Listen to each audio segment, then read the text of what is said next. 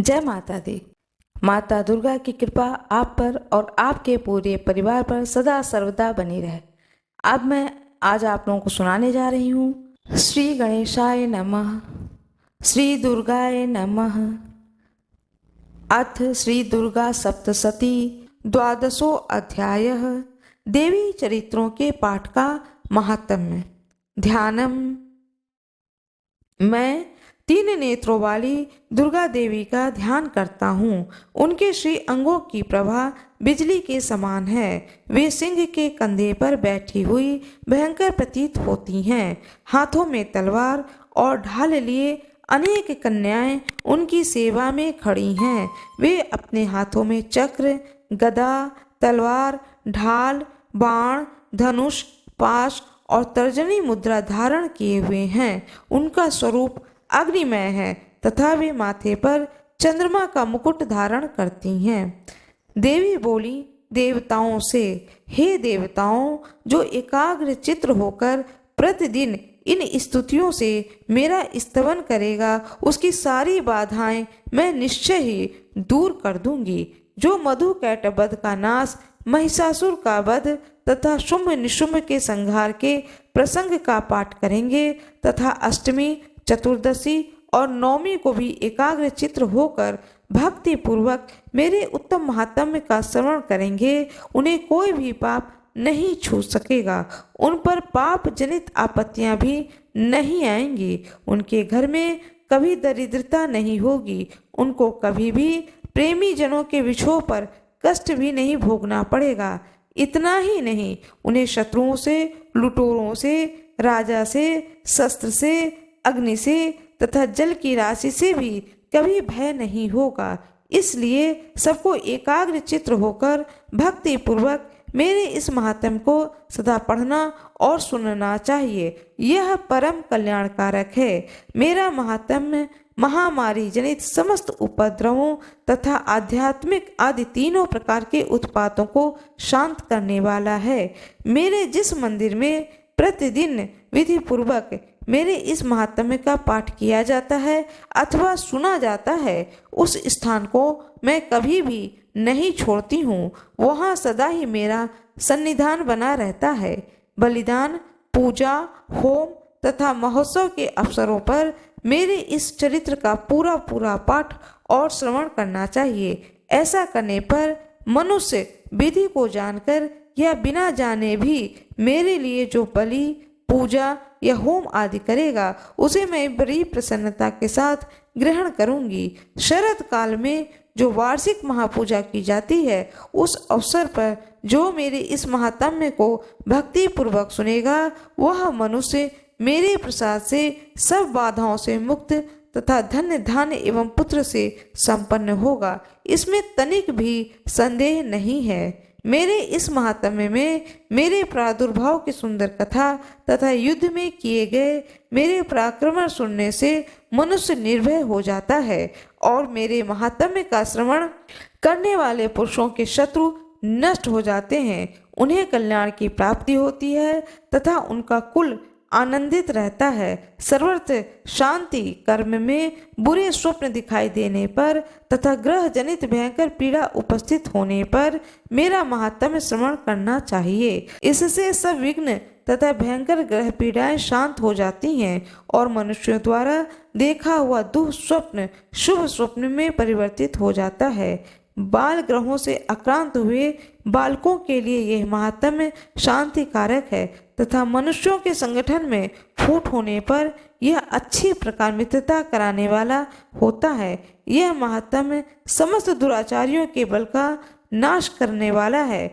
इसके महापाठ मात्र के सुनने से राक्षसों, भूतों और पिशाचों का नाश हो जाता है। मेरा यह सब महात्म्य मेरे समर्प्य को प्राप्त कराने वाला है। पशु, पुष्प, अर्ध, धूप, दीप, गंध आदि उत्तम सामग्रियों द्वारा पूजन करने से, ब्राह्मणों को भोजन कराने से, होम करने से, प्रतिदिन अभिषेक करने से, नाना प्रकार के अन्य भोगों का अर्पण करने से तथा दान देने से आदि से 1 वर्ष जो मेरी आराधना की जाती है और उससे मुझे जितनी प्रसन्नता होती है, उतनी प्रसन्नता मेरे उस उत्तम चरित्र का एक बार श्रवण करने मात्र से हो जाती है। यह महात्म्य श्रवण करने पर पापों को हर लेता है और आरोग्य को प्रदान करता है। मेरे प्रादुर्भाव का कीर्तन समस्त भूतों से रक्षा करता है तथा मेरा युद्ध विषयक चरित्र दुष्ट दैत्यों का संहार करने वाला है। इसके श्रवण करने पर मनुष्यों को शत्रु का भय नहीं रहता है।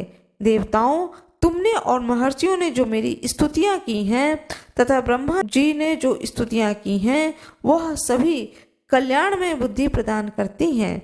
वन में, सूने मार्ग में अथवा दावानल से घिर जाने पर, निर्जन स्थान में, लुटेरों के दाव में पड़ जाने पर अथवा शत्रुओं से पकड़े जाने पर अथवा जंगल में सिंह, व्याघ्र या जंगली हाथियों के पीछा करने पर, कुपित राजा के आदेश से वध या बंधन के स्थान से ले जाने पर अथवा महासागर में नाव पर बैठने के बाद भारी तूफान से नाव के डगमग होने पर और अत्यंत भयंकर युद्ध में शस्त्रों का प्रहार होने पर अथवा वेदना से पीड़ित होने पर कि बहुना सभी भयानक बाधाओं के उपस्थित होने पर जो मेरे इस चरित्र का स्मरण करता है वह मनुष्य संकट से मुक्त हो जाता है। मेरे प्रभाव से सिंह आदि हिंसक जंतु नष्ट हो जाते हैं तथा लुटेरों और शत्रु भी मेरे चरित्र का स्मरण करने वाले पुरुष से दूर हो जाते हैं। ऋषि कहते हैं, यूं कहकर प्रचंड पराक्रमी भगवती माता सब देवताओं के देखते देखते वहीं अंतर ध्यान हो गईं। फिर समस्त देवता भी शत्रुओं के मारे जाने से निर्भय हो पहले की भांति यज्ञ भाग का उपभोग करते हुए अपने अपने अधिकार का पालन करने लगे। संहार का विध्वंस करने वाले महाभयंकर अतुल पराक्रमी देव शत्रु शुंभ तथा महाबली निशुंभ के युद्ध में देवी द्वारा मारे जाने पर शेष दैत्य पाताल लोक में चले आए। हे राजन, इस प्रकार भगवती अंबिका देवी नित्य होती हुई भी पुनः पुनः प्रकट होकर जगत की रक्षा करती हैं। वे इस प्रकार विश्व को मोहित करती हैं। वे ही जगत को जन्म देती हैं तथा वे ही प्रार्थना करने पर संतुष्ट हो विज्ञान एवं समृद्धि को प्रदान करती हैं। हे राजन, महाप्रलय के समय महामारी का स्वरूप धारण करने वाली वे महाकाली ही इस समस्त महाब्रह्मांडों में व्याप्त हैं। वे ही समय समय पर महामारी होती हैं और वे ही स्वयं अजन्मा होती हुई सृष्टि के रूप में प्रकट होती हैं। वे सनातनी देवी ही समय अनुसार संपूर्ण भूतों की रक्षा करती हैं।